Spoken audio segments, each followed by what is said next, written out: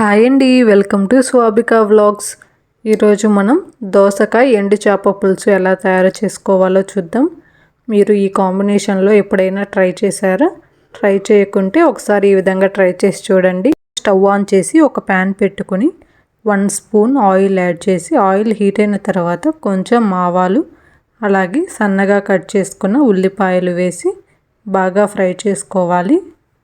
ఉల్లిపాయలు కొంచెం మగ్గిన తర్వాత ఇందులోనే కట్ చేసుకున్న టమాటో కూడా వేసి బాగా ఫ్రై చేసుకోవాలి. టమాటా తొందరగా మగ్గడానికి కొంచెం సాల్ట్ అలాగే చిటికెడు పసుపు వేసి బాగా మిక్స్ చేసుకొని మూత పెట్టుకొని మగ్గించుకోవాలి. ఈ విధంగా చేయడం వల్ల త్వరగా మగ్గుతాయి.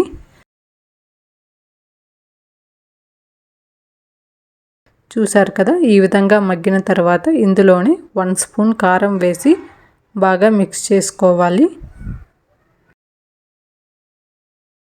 ఈ విధంగా అన్నీ బాగా ఫ్రై చేసిన తర్వాత ఇందులోనే సన్నగా కట్ చేసి పెట్టుకున్న దోసకాయ ముక్కలు కూడా యాడ్ చేసి మరొకసారి అన్నీ బాగా మిక్స్ అయ్యేలాగా కలుపుకోవాలి. మీరు కనుక ఫస్ట్ టైం మన ఛానల్ని చూస్తున్నట్లయితే వెంటనే సబ్స్క్రైబ్ చేసుకోండి.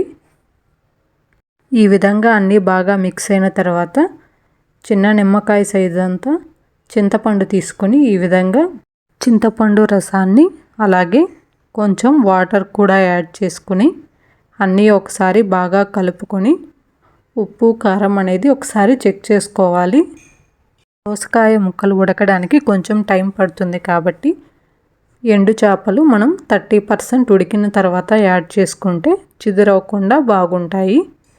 చూసారు కదా, ఈ విధంగా ఉడికిన తర్వాత మరొకసారి అంతా బాగా కలుపుకొని ఇందులోనే నీట్గా క్లీన్ చేసుకున్న ఎండు చేపల ముక్కలు కూడా వేసి మరొకసారి అన్నీ బాగా కలుపుకొని మూత పెట్టుకొని కొంచెం సేపు ఉడికించుకోవాలి.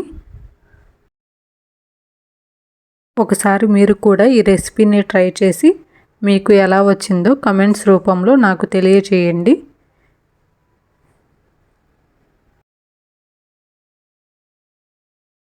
ఈ విధంగా కొంచెం సేపు ఉడికిన తర్వాత ఫిష్ దోసకాయ ముక్కలు ఉడికాయో లేదో ఒకసారి చెక్ చేసుకొని ఉడికితే స్టవ్ ఆఫ్ చేసుకుంటే సరిపోతుంది.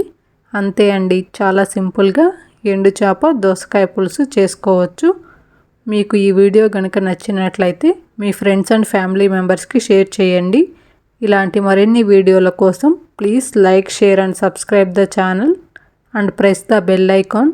Thanks for watching.